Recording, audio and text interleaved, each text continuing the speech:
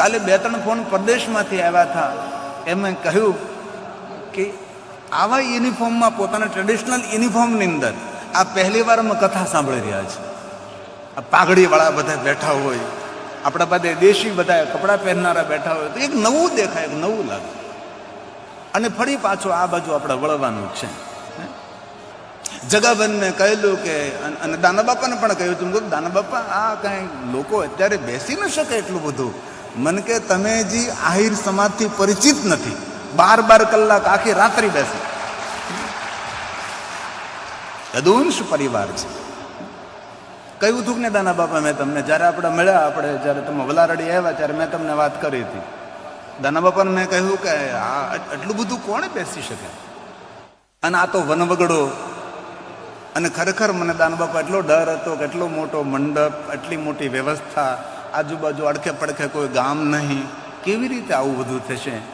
પણ તમારી ભક્તિનું ફળ છે. દાનાભાઈ ખૂબ મહેનત કરે છે, ખૂબ મહેનત કરે છે, ખૂબ પુરુષાર્થ કરે છે. જગુભાઈ નિરંતર જાગૃત રહ્યો છે. તો તુલસીએ એમ કહ્યું કે જે કથા નથી સાંભળતા, જે કથા પ્રેમી નથી, એના માટે તુલસી એક થપાટ મારી. શું કહ્યું? જીન હરી કથા સુની નહીં કાન. રામચરિત માનસ તુલસી કહે છે કે જે માણસ પોતાના કાન દ્વારા કથાનું શ્રવણ નથી કરતો, તેના માટે કહ્યું છે. જીન હરી કથા સુની નહીં કાન. શ્રવણ બંધની ભવન સમાન. શ્રવણ બંધની ભવન સમાન. અને તુલસી આગળ એમ કહ્યું, જે દેવ દર્શન નથી કરતો, સાધુ પુરુષોનું દર્શન નથી કરતો, સંત પુરુષોનું દર્શન નથી કરતો, જે આચાર્યોનું દર્શન નથી કરતો, લોચન મોર પંખ કર લેખા. એની આંખ નથી, એ તો મોર પંખ છે, મોરનું પીછડું છે આંખ. કેવી કેવી વાત તુલસીજીએ કરી છે. નયન નહીં સંત દર્શન નહીં દેખા. સાધુ, સંત, બ્રાહ્મણો, આચાર્યો ધર્મગ્રંથોની, ધર્મસ્થાનોની, ધર્મ પ્રવૃત્તિની જે નિંદા કરે છે, તેને કીર્તિનો લોપ થાય, તેની પ્રતિષ્ઠા લોપાયમાન થાય. તેથી ભૂલથી સત્સંગ, કથા, કીર્તન, દેવ દર્શન, પૂજા, અર્ચન, યજ્ઞ આનો વિરોધ ન કરવો. આપણે સૌ તો તેને વરેલા છીએ. તેથી તુલસીએ કહ્યું, નયન સંત દર્શન નહીં દેખા. દક્ષ મહારાજના પુત્રી સતી જ્યારે ભગવાન મહાદેવને મેળવવા માટે તપ કરતા હતા, કેટલું કઠિન તપ કર્યું સતીએ, કેટલું કઠિન તપ કર્યું. તો ભગવાન સ્વયં મહાદેવજી એક સાધુનું રૂપ લઈને સતીની સામે આવ્યા. ભિક્ષાન દે. સતીએ નેત્રો ખોલ્યા તો સતીના મનમાં એક જ અંજવાળું થયું કે હવે મને કોઈ સાધુના દર્શન થયા છે, હવે મને ભગવાનના દર્શન થશે, હવે મને ભગવાન મળશે. સાધુ એક સેતુ છે, સાધુ ભગવાન નથી, ભગવાન સાથે જોડનારી કડી છે. કથા બ્રિજ, સાધુ બ્રિજ છે, આપણને ભગવાન સુધી પહોંચાડે છે. સંસારથી લઈને પરમાત્મા સુધી પહોંચાડનારું એક અસ્તિત્વ એ છે સાધુ. ધન્ય વે સાધુ સંગતિ, ધન્ય વે સાધુ સંગતિ. બેની ભાગેરે મળ્યો મને સાધુ પુરુષનો સંગ. રામચરિત માનસ તુલસીમાં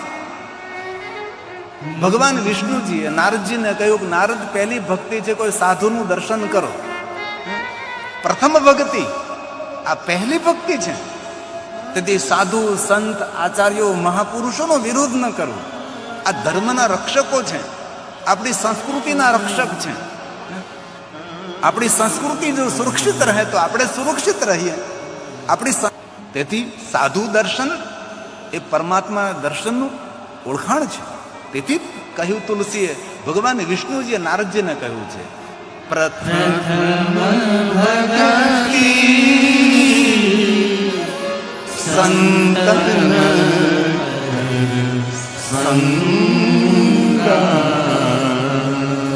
તેથી ધન્ય વે સાધુ સંગતિ, બેની ભાગેરે મળ્યો મને સાધુ પુરુષનો સંગ. ભલે સાધુનું પગે ન લાગીએ, સાધુનું વંદન ન કરીએ, પણ નિંદા કરવાનો અધિકાર નથી આપણને. કોઈને કોઈ રીતે એ સમાજની અંદર સારું કામ કરી રહ્યા છે. અને તુલસીએ તો કહી દીધું, નયન નહીં સંત દર્શન નહીં દેખા, જેની આંખો દ્વારા સાધુનું દર્શન નથી કર્યું. કેવી વાત કરી, જો તો ખરા. નયન સંત દર્શન નહીં દેખા, એ તો લોચન પંખ કર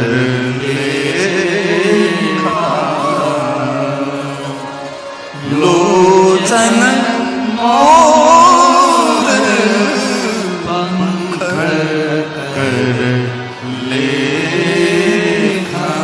એની આંખ નથી, એ તો મોર પીછ છે. મોરના પીછડા જેમ આંખો છે. જેને સાધુ સંતોના ચરણોમાં, હરિના ચરણોમાં મસ્તક નથી ઝુકાવ્યું, એનું મસ્તક નથી, તો કડવી તુંબડી છે, એ તો કડવું તુંબડું છે.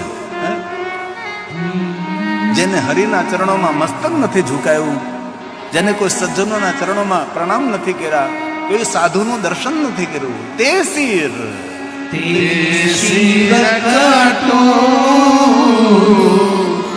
તુંબરી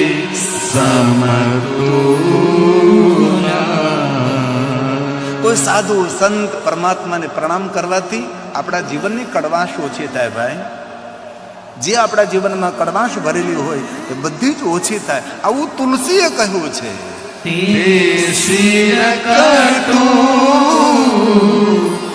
તુંબરી સમતુલા જે નમત હરી ગુરુ પદ મૂલા જે નમત હરી ગુરુ પદ મૂલા. શ્રી રામ શ્રી રામ શ્રી રામ જય જય જય રામ શ્રી રામ જય રામ જય જય રામ શ્રી રામ જય રામ જય જય રામ